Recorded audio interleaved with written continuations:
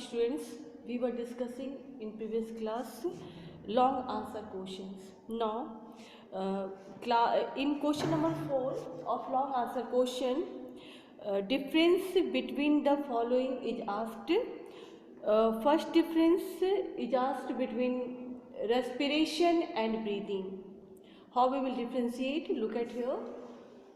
Respiration is the process by which living organisms absorb oxygen from the air and use it to produce energy from the food they eat, whereas breathing is simple exchange of gases by respiratory organ. Actually, breathing is physical process, whereas respiration is physical as well as chemical process. Now come to the second point.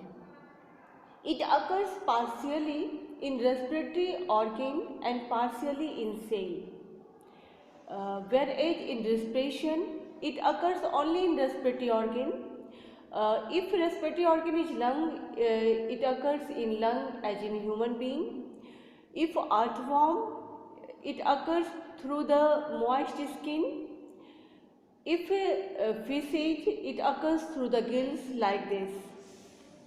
Now come to the third point. As a result of respiration, energy is generated, whereas as a result of breathing, no energy is generated, only and only gases exchange occurs. Second difference, difference between stimulus and response is asked. Now how you will write? Look at here. Stimulus is something that causes a change in the activity, behavior or reaction of an organism caused due to stimulus, whereas response means the change in activity, behavior or reaction of an organism caused due to stimulus. You can understand this with the help of one example. We can take example of touch me not plant. In touch me not plant, touch is stimulus, whereas folding of leaves is response in touch me not plant. To the third difference. Third difference is asked between unicellular and multicellular organisms. Unicellular organisms its body consists of one cell. That's why it is also called single-celled organism. Its examples are amoeba, paramecium, yeast, etc. Now come to the multicellular organisms. Its body consists of multi-cell. That means more than one cell. Its examples are human being, butterflies, dog, insect, etc. Now come to the last question, last long answer question. It is given in fifth question. Describe the abiotic components of environments and their importance to biotic components. How you will write this answer?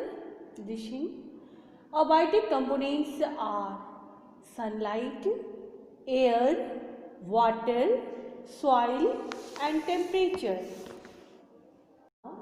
Look at the importance of abiotic components for biotic components. One by one we will see this. First of all, I am starting from sunlight. Sunlight is ultimate source of energy for each living being. You know very well this solar energy is fixed by green plants during photosynthesis, and animals directly or indirectly also depend on plants for their food. In this way, solar energy is essential for both plants and animals. Now come to the second abiotic component, it is air.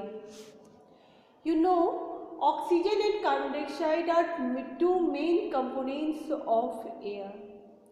Oxygen is inhaled by each living being to produce energy, whereas carbon dioxide used by plants during photosynthesis to synthesize food. Come to third, abiotic component, it is water. How it is useful for biotic components? Look at here. It is required for each and every metabolic activity which occurs in protoplasm. It is useful in transportation of materials like nutrients, oxygen, waste product to target organ through blood and lymph, which is also watery in nature. Now come to the fourth point. Fourth point is soil. Soil provides habitat to each living being. It provides water and minerals to plants during photosynthesis also. Now come to the last point, last abiotic component, it is temperature. Now temperature, as you know, optimum temperature is required for survival of living being, and on this earth temperature that favors the growth and survival of living being are optimum. That's why living being can survive here. Thank you, girls.